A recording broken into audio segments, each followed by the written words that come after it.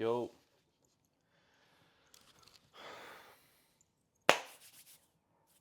what's up? How we doing today? Friday, you know, late in the day today, more of a chill day today, more of a chill night, I should say. But nonetheless, let's get some reading done before I go to bed. Before I go to bed, let's get into it. Let's waste no time. Force field analysis. In an interdependent situation, synergy is particularly powerful in dealing with negative forces that work against growth and damage.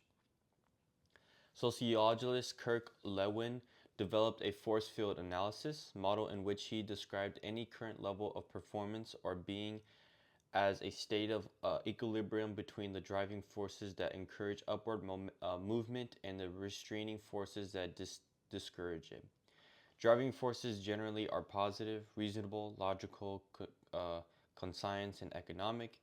In juxtaposition, restraining forces are often negative, emotional, illogical, unconscious, and social psychological. Both sets of forces are very real and must be taken into account in dealing with change. In a family, for example, you have a certain climate. In the home, a certain level of positive or negative interaction, of feeling safe or unsafe in expressing feelings or talking about concerns of respect or disrespect in communication among family members. You may really want to change that level. You may want to create a climate that is more positive, more respectful, more open, and trusting. Your logical reasons for doing that are the driving forces that act to raise the level. But increasing those driving forces is not enough. Your efforts are opposed by restraining forces, by the competitive spirit between children in the family, by the different scripting of home life you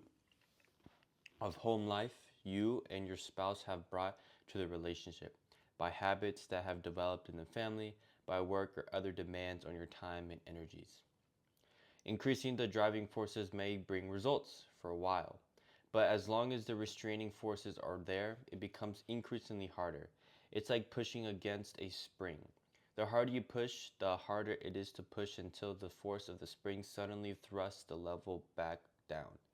The resulting up and down yo-yo effect causes you to feel, after several attempts, that people are just the way they are and that it's too difficult to change. When you're introduced synergy, use the motive of habit 4, the skill of habit 5, and the interaction of habit 6 to work directly on the restraining forces. You create an atmosphere in which it is safe to talk about these forces. You unfreeze them, loosen them up, and create new insights that actually transform those restraining forces into driving ones. You involve people in the problem, immerse them in it so that they soak it in and feel it is their problem, and they tend to become an important part of the solution. As a result, new goals, shared goals are created, and the whole enterprise moves upward, often in ways that no one could have anticipated. And the excitement contained within that movement creates a new culture, that people involved in it are enmeshed in each other's humanity and empowered by new, fresh thinking, by new creative alternatives and opportunities. I've been involved several times in negotiation between people who were angry at each other and hired lawyers to defend their positions, and all that did was to exacerbate the problem because the interpersonal communication deteriorated it as it went through the legal process. But the trust level was so low that the parties felt that they had no other alternative than to take the issue to court. Would you be interested in going for a win-win solution that both parties feel really good about? I would ask. The response was usually affirmative, but most people didn't really think it was positive. If I can get the other party to agree, would you be willing to start the process of really communicating with each other? Again, the answer was usually yes. The results in almost every case have been astounding. Problems that have been legally and psychologically wrangled about for months have been settled in a matter of a few hours or days. Most of the solutions weren't the courthouse compromise solutions either. They were synergistic, better than the solutions proposed independently by either party, and in most cases the relationships continued even though it had appeared in the beginning that the trust level was so low and the rupture in the relationship so large as to be almost uh, irre- irreparable. At one of our department programs, an executive reported a solution where a manufacturer was being sued by a long-time industrial customer for lack of performance. Both parties felt totally justified by the rightness of their position, and each perceived the other as unethical and completely untrustworthy. As they began to practice habit 5, two things became clear. First, early communication problems resulted in a misunderstanding that there was later exacerbated by accusations and counter accusations. Second, both were initially acting in good faith and didn't like the cost and hassle of a legal fight, but saw no other way out. Once these two things became clear, the spirit of habit 4, 5, and 6 took over, the problem was rapidly resolved, and the relationship continues to prosper. In another circumstance, I received an early morning phone call from a land developer desperately searching for help. The bank wanted to foreclose because he was not complying with the principal and interest payment schedule, and he was suing the bank to avoid the foreclosure. He needed additional funding to finish and market the land so that he could repay the bank, but the bank refused to provide additional funds until scheduled payments were met. It was a chicken and egg problem with undercapitalization. In the meantime, the project was languishing. The streets were beginning to look like weed fields, and the owners of the new homes that had been built were up in arms as they saw their properties' values drop. The city was also upset over the prime land project falling behind schedule and becoming an eyesore. Tens of thousands of dollars in legal costs had already been spent by the bank and the developer, and the case wasn't scheduled to come to court for several months. In desperation, this developer reluctantly agreed to try the principles of Habit 4, 5, and 6. He arranged a meeting with even more reluctant bank officials. The meeting started at 8 in the morning in one of the bank conference rooms. The tension and mistrust were palpable. The attorney for the bank had committed the bank officials to say nothing. They were only to listen, and be alone would speak, and he alone would speak. He wanted nothing to happen that would compromise the bank's position in court. For the first hour and a half, I taught habits 4, 5, and 6. At 9:30, I went to the blackboard and wrote down the bank's concerns based on our prior understanding. Initially, bank officials said nothing, but the more we communicated win-win intentions and sought first to understand, the more they opened up to explain and clarify.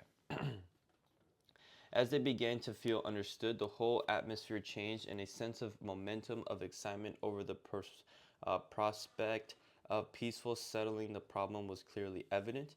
Over the attorney's objections, the bank officials opened up even more, even about personal concerns. When we walk out of here, the first thing the bank president will say is, "Did we get our money? What are we going to say?"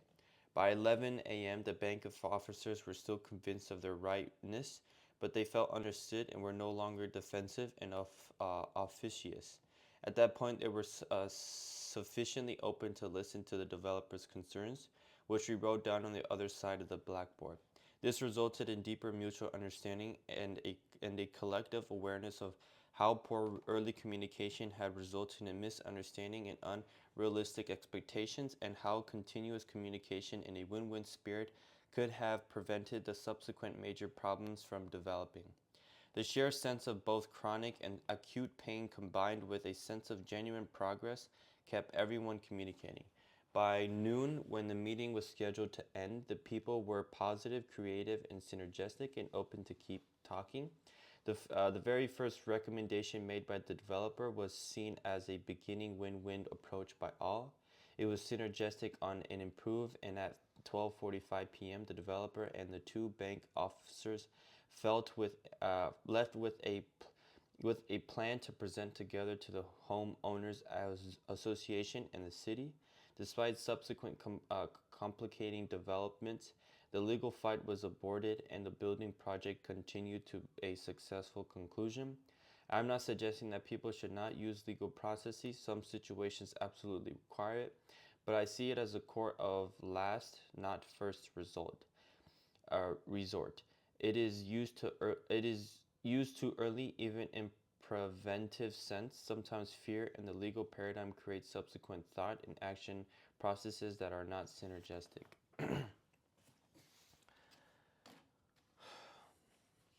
I'll take a pause there. Um, one one thing that um, came to mind with the bank and the developer situation or conflict is that, sometimes in the heat of the moment, it's very hard for you to both come together and for one of the parties to bring up the idea about synergy, but also a win-win situation. Now, what I'm trying to get at is that if you can find somebody who is not in the situation, who's um, doesn't have preferences or level of biases, can come together and bring both of the parties together, I think that's super important. In other words, a third party. And I see that so applicable in many other people's lives, right? I know that marriage consultants is a thing. I know that therapy can also be a thing. But let's take a small step back and let's say from a friend's perspective, let's say you and your friend are having, or no, sorry, let's say you and your girlfriend or your significant other are having a troubled time or a difficult time, I should say, and it's very, it's heat of the moment. It's very hard for each of you guys to come to the table and say, hey, let's try to find a win-win situation, or let's try to understand each other. Now, because of that, let's find someone who may or may not know us, just so they could try to help us try to understand each other, because we're clearly never going to understand each other or even dare to listen to each other. And I think that's very important.